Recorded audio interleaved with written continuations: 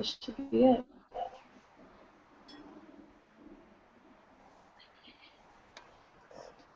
Okay, hold on a second.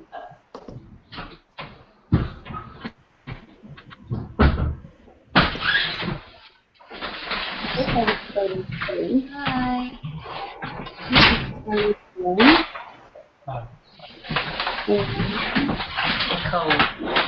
Here we go.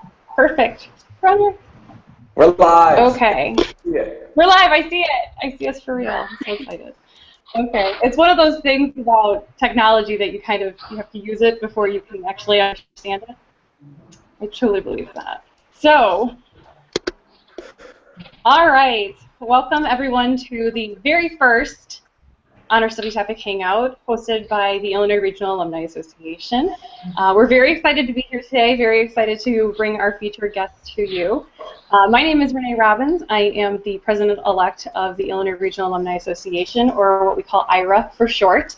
Tonight is going to be our very first in the Honor Study Topic Hangout series that we'll be hosting using Google On-Air Hangouts. So you have the opportunity to watch us live. This is 100% live right now. Or if you're watching it taped, it's 100% taped. So we will have it on air live, and then you can always go back and take a look at it to see anything that you may have missed, or to watch it later if you were unable to join us live. The Illinois Regional Alumni Association is hosting these sessions in an attempt to provide the Illinois region with additional information about the Honor Study topic. But obviously, this is open to everyone all across the nation, all across the society. If you are interested in participating, if you're not from the Illinois region, obviously the door is always open. You're more than welcome to be a part of our hangout with us. Our goal is to try and educate regarding the Honor Study topic, which this year is Frontiers in the Spirit of Exploration. So thank you for taking the moment to explore this new technology with us. Each session is going to be different. We will concentrate on a different theme from the Honor Study topic. Tonight we'll be focusing on Theme 2, Ideas and Ideologies as Frontiers. In a few weeks, we are going to actually focus on another theme, and we're going to be watching a movie called Food Inc. with one of our leaders, regional leaders, Miss Nicole down there. She'll be leading a discussion about Food Inc. So definitely stay tuned for that. But you know what? Let's go ahead and get started with tonight's topic. I am thrilled to be able to introduce to you Tom Krieglstein. Tom is a Phi Theta Kappa alum. He's actually a fantastic alumni member because he is a fellow Phi Theta Kappa Phi Beta chapter College of DuPage alum. So very excited to have Tom with us. Now, while Tom was at COD, he was honored to be part of the Phi Theta Kappa All-USA first academic first team member, Illinois Centennial Scholar, and he was our outstanding male graduate. I remember, I think, didn't you read out of a Dr. Seuss book for your commencement speech? It was fantastic. Yes. I'll never forget it. After graduating from COD and from Aurora University, Tom had a number of adventures that have led him to where he is today. One of which, though, he cites as being one of the main events in his life that helped him discover his passion and skill for public speaking. It was speaking with Patrick Combs and having him agree to kind of help Tom along and become the wonderful speaker that he is today. So after all of that, in 2004, Tom co-founded what is now Swift Kick and developed the leadership program Dance Floor Theory, which you're going to hear much more about in a moment. Since that time, Tom has worked with over 450 schools, over 100,000 campus leaders nationwide. He has been voted the Association for Program of Campus Activities Speaker of the Year 4 times. Four times. And Dance Floor Theory itself, that program, has been named the best student leadership training program for 4 years as well. Actually, 3 of them were in a row, right? Wasn't it 3 years in a row? First one to be 3 years in a row. So it's a fantastic program. Can't say enough wonderful things about it. And from a Phi Theta Kappa standpoint, one, from decision making and so forth, and opening up your mind to other ideas and frontiers. definitely a great program, but also from a membership recruitment aspect, I know that's one of the things that Phi Theta Kappa is currently focused on, since this week is Phi Theta Kappa Awareness Week. So definitely a wonderful, timely topic to have Tom on, and can't wait to get started. So Tom, can you give us a little bit of background about what exactly dance floor theory is and how it relates to our topic? Yeah, well, first off, Renee, I'm going to take you on the road with me, because that was that was an awesome introduction, and but I'm also nervous now, because it's like, you know how when someone tells you they want to tell you a joke and they're like, it's going to be really funny and you're going to laugh so hard, and then you hear it and you're like, you're like, it wasn't that great. Like, I feel like there's a lot of pressure now to make dance floor theory sound like the greatest thing since sliced bread. But I mean, well, go ahead. I could go into the fact that, you know, my extra paragraph here is, but what I know Tom is most excited about and his most impressive achievement is that he married one of the most awesome women I know, fellow Phi Beta alumni Annie Colbert. But and then it goes in about how she was Grover and Oscar. So I could follow up with that if you'd like. That's true. I mean, definitely, it's good to put me in my place in relation to her, because people are always like telling me I have a cool job. I'm like, no, you need to meet my wife. She has a cool job, and it's just like ridiculous. So actually, tomorrow I think she's hanging out with Cookie Monster and going around to all the museums in New York, and I'm just like, what? You know, like, how is that even possible, and what does that even mean? Like, hanging out. How do you put that on a resume? Yeah, exactly. So, anyway, so yeah, dance floor theory. It's the basic idea that, well, how it started is I discovered who I was and what my passion was, and Renee, as you said, I also found my wife through everything that happened on campus outside the classroom. And in the academic world, this is called the co-curricular space.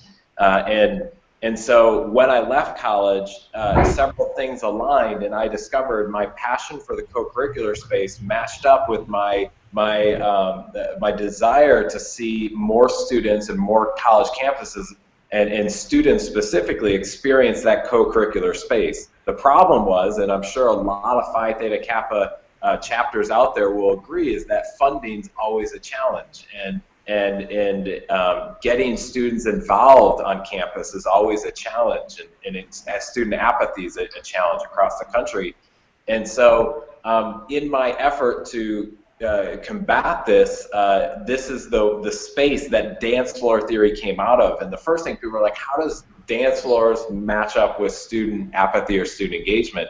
And I use it as a metaphor, where if you think about dance floors as a college campus or as a Phi Theta Kappa chapter, the two simple rules that come out really fast are, one is that the more friends that you have on a dance floor, the more fun that dance is going to be and the longer it's going to last. That's why, Renee, I know, like, you and I still have some of our same friends from Phi Beta Kappa at COD, because we had so many good friends that we built up relationships. So rule number one, more friends equals more fun and it lasts longer. And then rule number two is that there's different levels of engagement on a dance floor, and student involvement is the same way.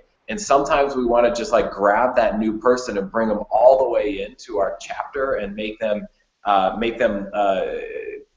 vice president or treasurer or whatever it is.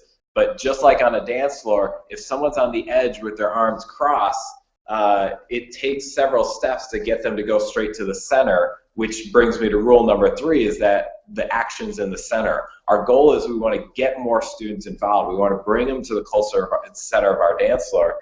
But engagement's a process, and too often leaders are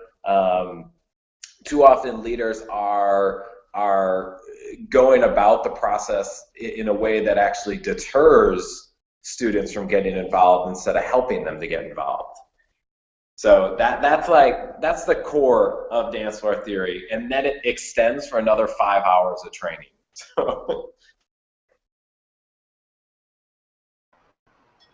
So when you say that when you say that engagement is a process. Can you kind of take us through what that process is, or what you see that process? Yeah, so we based it. Originally, it started with the hero's journey. Was where we got the idea of like different levels.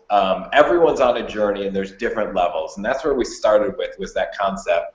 And then we started seeing it on college campuses. And in dance floor theory, we break it down into 6 stages. The first stage, we call them the neutrals of the dance floor, the ones who are fully disengaged, not interested. They're the ones with their arms crossed, and we attach a word to them that says they're basically walking around on campus going meh, meh, meh, meh. They want yesterday to look just like today. They want it to look just like tomorrow. They are our car to class, back to car people, right? They don't do, that's their college experience. That's on one extreme. That's one spectrum. And then you go to the other spectrum, and I should call this the Renee spectrum, because the 5s of the dance floor are the ones who are fully engaged. They're the ones who are in multiple organizations, have given their time to it. When they become alumni, they become part of the alumni association for their organization. There are 5s of the dance floor. And the research shows that the more involved the student is outside their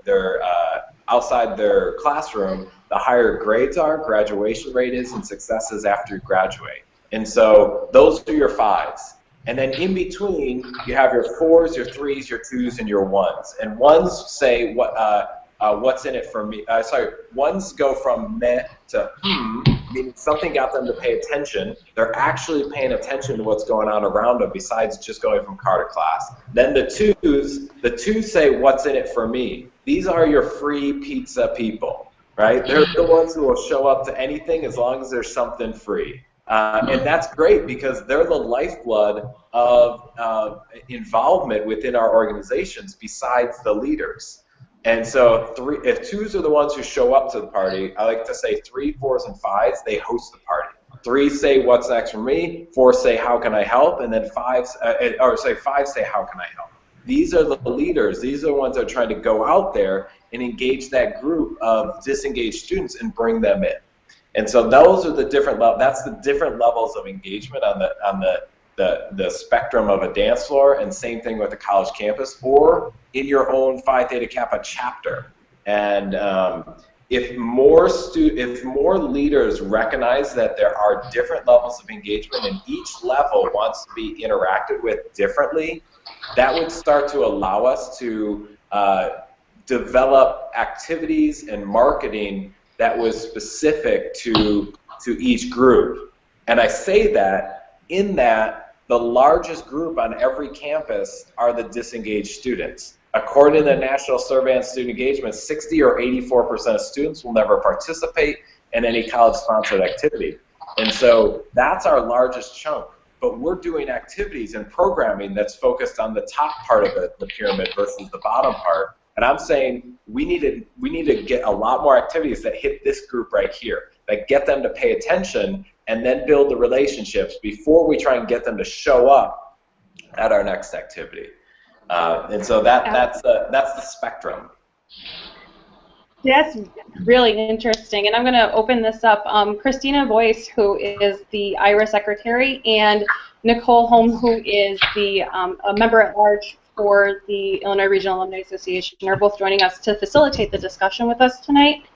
So, ladies, if you have any questions as well, let's open this up and have our dialogue. But one of the questions that I wanted to ask you was, I picked up on something you said about the what's in it for me. And in the different levels of engagement, it seems like at each level they have a different question in mind that you need to answer in order to get them to change their mind about becoming involved.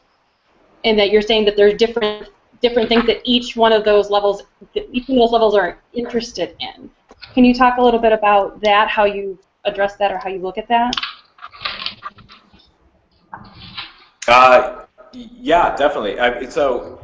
Let's just, if the 3, 4s, and 5s, you can kind of clump together in that they're the ones who are going to show up. They're the ones that are going to read your flyers, read your emails, read your posters that say there's an event coming up, and so you just come. Because that's what they do. They're actually paying attention to that flyer, that marketing material. Your twos, they'll pay attention to it, but it has to have something in it for them. So free food, free t-shirt, free credit for class, like give them some personal motivation for their own lives as to why they should go. And then your ones aren't ready to come to your event yet. So your neutrals and your ones, in the world of dance floor theory, we call these blender events. And anyone who knows me knows that one of the biggest things I do is I go around and give people free hugs all the time.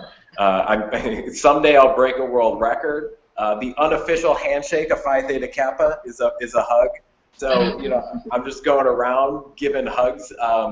And people think it's like, oh, because it reduces the amount of germs being spread around. I'm like, yes, that is true, which is a good thing. The other thing people say is because it releases endorphins in the body, and that is also true. But the third part is I'm getting all those neutral and one students to have what's called a pattern interrupt in their day. From car to class to class, class back to car, somewhere in that space, I want to inject in that moment with some activity that gets them to go from meh to and that moment of discovery hopefully gets them to smile. And we call those blender events in the world of dance floor theory, where what we're doing is we're mixing it up. We're trying to mix up a person's day, but then also we're trying to mix up people with each other, because going back to rule number 1 of dance floor is the more friends you have on a dance, the more fun it's going to be. So when I give a hug to one person, I don't want to just give a hug to that person, then give a hug to another person and be done with it. Instead, I want to give a hug to this person, and then connect those two people together, or give them free hug signs so now they're part of the blender event that's going on. And that's the way we engage those neutrals and the ones, is first we go to where they're at, find out where they're at. So bring it to them is rule number 1. Rule number 2 is have a positive reaction, because I was at a school one time working with a fraternity, and I came back a year later, and one of the guys had a cell phone, a bunch of pictures, and he's flipping through showing me this blender event that he had done, and it was the zombie run that they did on campus, or a zombie walk, where you like dress up like a zombie. I was like, oh, it's so cool, except they took a whole tub of fake blood and dumped it on themselves and kept running through campus. And I was just like, every picture was everyone around them freaking out. And like the last picture was the campus police charging after them. You're just like, all right. So we added in positive reaction, meaning whatever the activity, whatever the blender event is, make sure that it's getting them to go from meh to in a positive way. Rule number 3 is blender events is connect the dots. Meaning continue to host activities that engage your 3, 4s, and 5s, where you're asking them to show up, because we want to keep supporting them. But notice and recognize that the majority of 2-year schools are in this 84% range of where students are engaged in the campus activities. So connect the dots means host your big events, but then in between the space between those big events, host a bunch of blender events so that you've increased the number of neutrals who are 1s and 1s who are 2s. Because if you have more 2s, they're going to see your flyer that says free food. Then they show up. Then you get to connect them with someone at the event, so they have more friends. They stick around longer. They show up at your next event. Now that they're at your next event, then you get them to sign up to be a part of the leadership team. Now they're part of the leadership team. Then they join 4 organizations. Then they're sleeping in student activities. That's the process. And that's why we have constant student activities. That is the reason, because of the 5. The end goal of all of this is to get students to sleep in student activities. Those chairs can be pretty comfortable.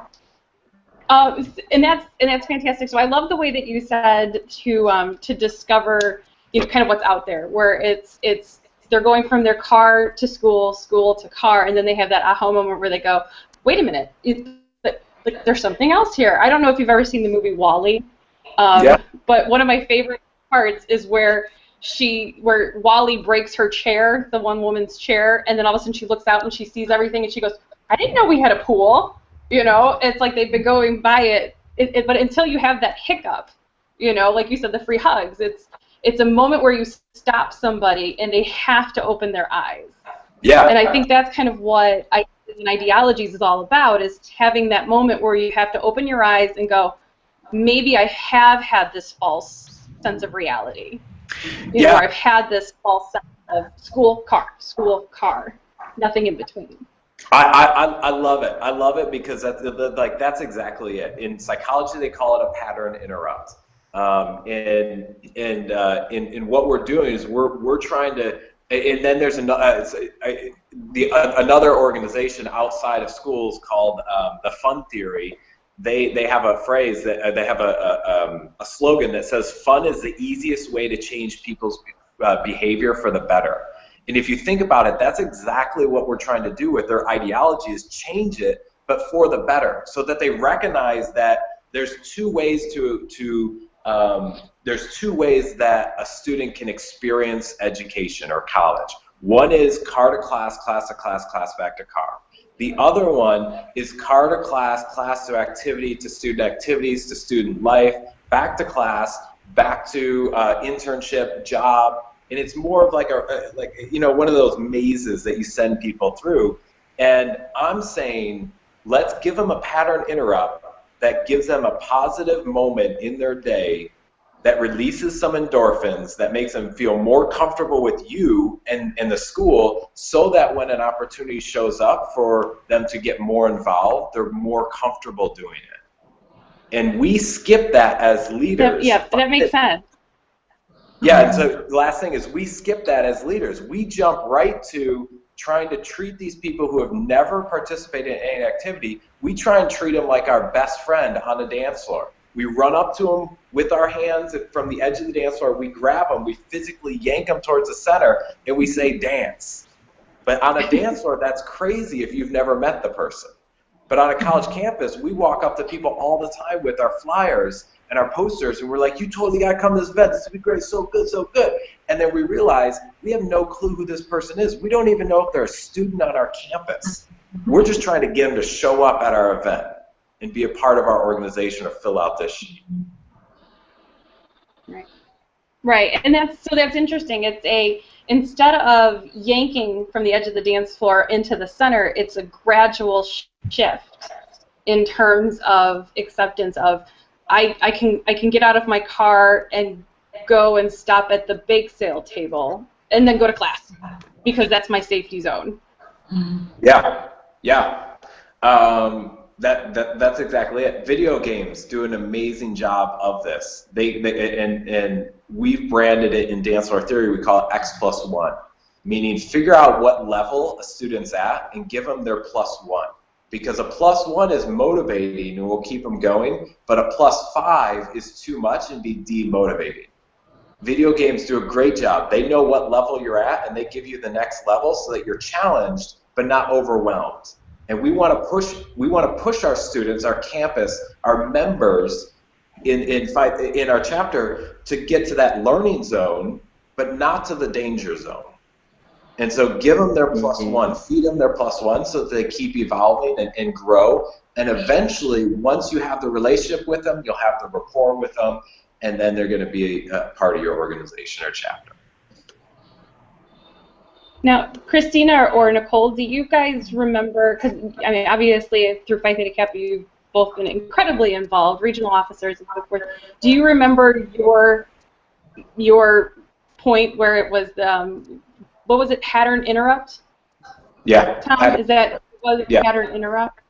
Do you remember a moment of pattern interrupt? I think it probably didn't really happen to me. Can you hear me? For me, I sought out Phi Theta Kappa because I found it on the website of the school. So for me, I wanted to join before. So for me, I don't really think that necessarily applies. But I'm definitely like visioning, you know, the things that we've done on campus when I was there to try to get people involved. And, you know, we did a flash mob one time. And, you know, we did, you know, the bake sales, and we had D-Slam, Dylan, and he is crazy out there, you know, and he would definitely be an interrupter. But it's interesting because I've done some ed forums on, like, the different kinds of leader that you are, and to me, if you can find those Dylan people that are out there and willing to, like, go give every random person a hug, mean, those are the kinds of people that you definitely want to engage too, that are involved, so you can bring more people in, because you need those people to work the crowd per se, you know? Yeah, I mean, do you know the activity Post Secret? It's like anonymous Post-it notes that are put up on campuses or places. And I remember. I haven't been on a campus in 15 years. I'm pretty sure they had invented Post-it notes at that point, but I don't know if it really took off. Well, it's also online too, so Post Secret. But anyway, so I was at a campus, and like students had posted a bunch of anonymous secrets about themselves, and one of them on the Post-it note said, "I just want someone to ask me if I'm okay," and then ... I'm not. And I think about how much time student leaders spend just trying to get students to be a part of their organization, a part of their event. Fill out this room reservation, sign up for this form, whatever it is. And I think there's two sides to a student leader's job. And the one side is the technical, the requirements that they have to do. And then the other side is this human side. This is where the free hugs come in, where activities like Blender Events, where we're reaching out to them and realizing that on the other side of the person we're trying to engage, they're a human being just like us. And there's research that backs up that when a student has a positive emotional feedback loop with you or your organization, it opens them up to the opportunity of participating in your activity or your organization or your chapter later on. So we want to deliver as many positive moments to these students as 84% to give them the pattern interrupt so that they have a new perspective in an emotional feedback loop with you, your organization, your chapter, for when you want to host bigger events. That's really interesting that you say that you get from the mundane tasks, or I guess the the tasks of fill out this form, reserve this room, it's very mechanical, to a human interaction, and where that human interaction is really where you make that change, that shift in somebody's idea behind wanting to be a part of something. It's like you can reserve the best room, or you can get the best speakers or whatever, but until you actually reach out and care about what is happening with that other person, the person that you're trying to entice to come over, let me put it in terms of the honor study topic, but until you're trying to actually make that connection and find out what that person is interested in and what matters to them, you're not really going to make that connection in order to shift their mindset, to come to your event, or to believe in what you want them to believe in, or talk them into whatever you're trying to talk them into.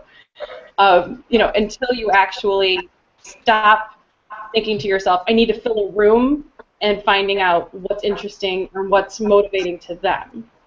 Yep. Does that make it's going through in my head right now? I'm trying to say it out loud. No, it totally makes sense. And my argument is that schools, advisors, leadership trainings spend a ton of time taking care of this and then forgetting about this and meeting the human side of it. And a great quote I just want to throw in here is from, she's a Harvard grad. She's also just a huge, a very popular management consultant named Margaret Wheatley. And she says, in organizations, real power and energy are generated through the relationships. And so I'm saying let's spend a lot of time building the relationships, because not only is that going to increase the power there, but it's also going to increase the numbers. And those numbers are going to stick around longer. Because if you're on a dance, the more friends you have, the longer you're going to dance, and the more fun you're going to have. Yeah, see, it all comes back to dance floors. It all comes back into the dance floor, and then you don't have to pull them from the actual edge. You can say, here, you're right here. You're already drinking the juice, man. It's in the non-alcoholic juice. Yes. Now going to the non-alcoholic. So, Christina or Nicole, do you guys have any questions or thoughts, concerns in regards to how we're relating this to the honor study topic? Or Not all at once. Don't jump in all at once. Don't get too excited. I feel like Good stuff. I think we all come in once. I was going to say that I think that this is a really good, I mean, I think that anything where people can kind of look at things differently, and good analogies like a dance floor, everybody knows what that is, no matter what part of the dance floor you're in. So to me, this is an easy way for people to visualize and understand, you know, what the situation is and how to work that situation to, you know, get the end result that you want. You know, maybe you need more 3s and 4s, you know, maybe you need some help, maybe, you know, you're at different levels, you're at different stages, and you need different people to do different things, and to kind of just look at the whole situation differently, I think is going to help a lot of people, so. Yeah. Absolutely. And it's one of those things where it just makes you as a leader, your job way more fun. Is if you're focused on, if I told you at the beginning of the year, your job as the president of the chapter or whatever, the recruitment officer for the chapter, your job is to build as many relationships with people on campus as possible. All of a sudden, like, that's just way more fun of a job than to get X number of people to join your event or increase enrollment by this. It's just like just shifting our own perspective into reminding us that on the other side of that flyer, that poster, is another human being who's dealing with a lot of the same challenges we are, if not more difficult challenges. And if we just take a moment to stop and recognize that and treat them as a human and build that relationship, they're going to ask you, what's this for, or what are you a part of? And they're going to naturally be more gravitating. They're going to naturally more gravitate towards you versus if you just handed them a flyer and said you should totally check out this event. They're just not ready for that. Mm-hmm. Absolutely. It's just, I love the way you say they're not ready for that, because it's taking somebody who has an opinion of, I need to come to school and I need to get in, you know, I need to get in my car, I need to go to class, I need to go from class to my car, as you were saying, and then slowly make that transformation to, I can actually do other things. I can actually be a part of this school, or be a part of this campus, or be a part of this organization. And it's not something that's just going to happen overnight. There's a slow transition into that. From what you said for your 5 steps, for the 5 steps that you outlined, there is that gradual progression that usually takes how long? I mean, how long have you seen that progression take? Unless it's like people like me who just go, yeah, that sounds great, let's do it. Yeah, but that's the joy of being human, is that everyone's journey is different, and some it takes a day. Some were waiting for that one moment, and all of a sudden now they go from never participating in anything to asking to become a leader in a day, and others it takes 3 years. Others don't recognize it till their final semester, their senior year. You know, it's different for everyone. So there's no one rule that fits here, and that should be the case, because we're humans. We're all on our journey. We're just at different stages of that journey, and as leaders, we just need to recognize what someone's stage is at, where they're at in their stage, and then give them their +1. So instead of just shoving a flyer in somebody's face, it's taking a moment and saying, I need to assess your mindset first before just telling you this is what you need to do. Yeah, you can have a pretty good baseline, though. You know, according to that National Survey on Student Engagement, you have a pretty good baseline that 84% of the students you're going to engage with, especially at 2-year colleges, are going to be those students. And I want to add just one thing here, because the question that always bounces back is like, well, Tom, you know, what about the single parent who works 2 jobs, goes to class, and just doesn't have time to participate in any activity? You know, the average age of college student page is 34, and that's totally different than the 18 to 22-year-old who lives on campus and lives in a residence hall, and that's it. And this is where the definition of engagement has to change, or is changing. It's not just about participating in activity. It's about the mindset that individual has towards the school, towards your organization, towards you. If they have positive thoughts, positive they share positive feelings, or they talk about it in a positive light, that's engagement. It's not about physically like always showing up at the activities. So if we know that, and so we can do that, but we can't, those people won't show up to our events. So what we want to do is just build a relationship with them, and so that they talk positive. If it comes up in class, it'd be like, oh yeah, I heard about Phi Beta Kappa chapter, and you know, some of the things, they were the ones giving out the Hershey kisses as I was walking in the door and said, here's a kiss to start your day. Or, you know, they had umbrellas and walked me to class because it was raining out.